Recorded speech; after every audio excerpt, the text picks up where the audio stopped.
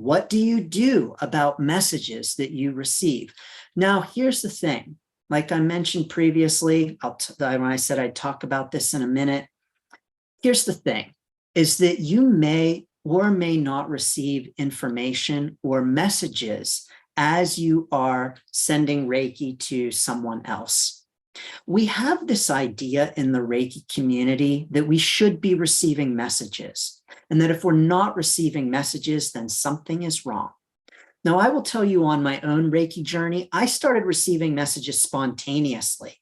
So I was sending Reiki, having a session. It was actually a distance session, and I started to receive information, and it just felt so natural and so like, of course, it wasn't even a surprise to me. Even though it was the first time I'd received information, it was not a surprise to me. It just felt normal and natural. But that's not a requirement on our Reiki journey. And as a matter of fact, many practitioners will say that that doesn't even have anything to do with Reiki, and that the messages that you receive are not a part of Reiki itself, or I should say the system of Reiki itself, but rather just information that you're receiving as you are in that mode of connecting with someone else. Now, no matter how you view it, no matter what you believe, there's absolutely no requirement to receive information. It's not something that all Reiki practitioners do or get, and there's nothing wrong with that at all. The question about what do we do with it when we receive it, we have a few options. Number one, we can do nothing with it. And we can just say, yep, I received the messages and I continue to send, and I'm not going to divulge them, reveal them, or share them. So that's one thing that you can do. Another thing that you can do is, yes, of course, you can share the information, but here's where I really want to encourage us to be very mindful, because something that happens frequently in the Reiki community is that we share information that actually often does more harm than good. And so when we say to a client, oh, your throat chakra is blocked, and you need to fix that, that can actually do more harm than good sometimes. And I've actually had clients who have said to me, you know, I've had a Reiki session before, but the Reiki practitioner told me, and then fill in the blank, something like, oh, my heart chakra is blocked. And obviously for that client, it was something that was uncomfortable for them. And they didn't like being told that their heart chakra was blocked. Let's be real. Who wants to be told that your heart is blocked?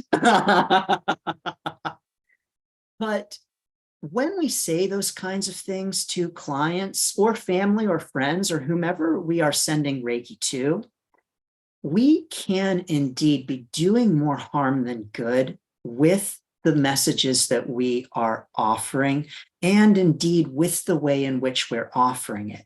You know, we like to say that Reiki can do no harm. And it's true that universal life force energy can do no harm.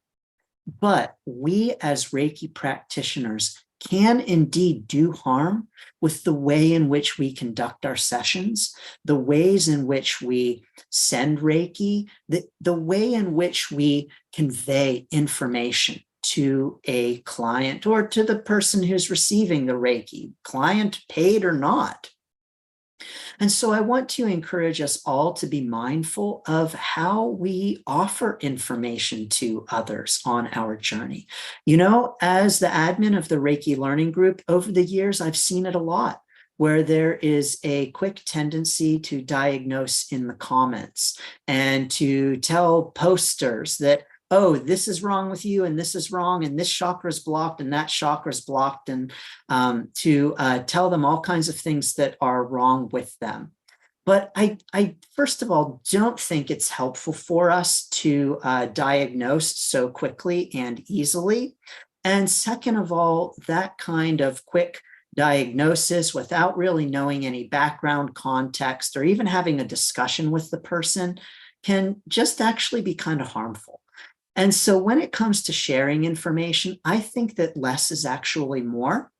I think that being careful with how we are conveying information is very important, and that we do so in a loving and kind and helpful kind of way.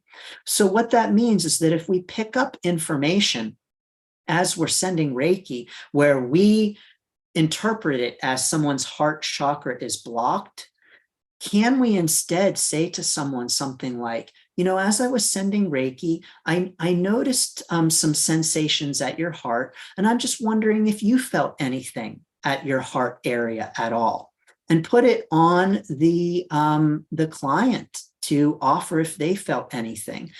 Probably what would happen is they'd do something like, oh my gosh, you felt something. Is everything okay? Is everything okay? Yes, of course, everything's okay. I just had the impression that maybe right now you might be experiencing some kind of relationship challenge, and just want to encourage you to maybe explore that and ask yourself if maybe there are some ways that you could maybe open up your heart a little bit more in this situation. And so when we offer information that isn't telling someone they're bad, doing something wrong, or, oh my gosh, your energy is just awful, then we can open up the possibility for them to practice more love and kindness towards themselves as well. And I know that we all want to do that. We all want to help one another on our journeys and to help one another just love ourselves more. Really, that's what it's all about, right?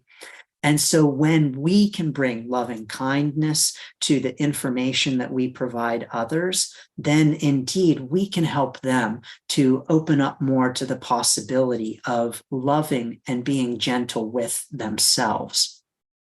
But when you get information, you don't have to share it. And I actually really advocate for remembering that the session is the client's. Remembering that the session is about the other person. It's not about us. And so when I have a client on a table in front of me and I am in a session with them, it's not about me. It's not about what information I receive. It's not about the messages I receive. It's about them and about their experience. And so let's first and foremost always honor the person who's receiving the Reiki, the person in the session, the client. Let's honor their experience first and foremost, because that's really what it's all about. It's not about us. It's about them. So let's honor them first and foremost and ask them what their experience was. Ask them how they experience the session. Ask them what they thought, and not be so quick for us to tell them all about everything that we experience during the session. Oftentimes clients, especially those who have had a Reiki session before and who have had a practitioner who has given them lots of information, will be very eager to know if you received anything. And again, I encourage just being very thoughtful with what you share and how you share it, but to also know that if you don't receive information or you feel pressure to offer information, there's no need or any reason to grasp for things that aren't there. And I don't encourage doing that, but to rather, again, turn it back on the client. Well, did you feel anything? Did you see anything? No, I didn't really feel or see anything, and everything was fine. There were no problems. But what was your experience of the session like? And ask them what they thought, because again, that's what really matters. So sending lots of blessings and best wishes to any messages that you might receive. And if you do indeed share them, doing so in a loving and kind and compassionate way that honors the client or the recipient's experience. Thank you.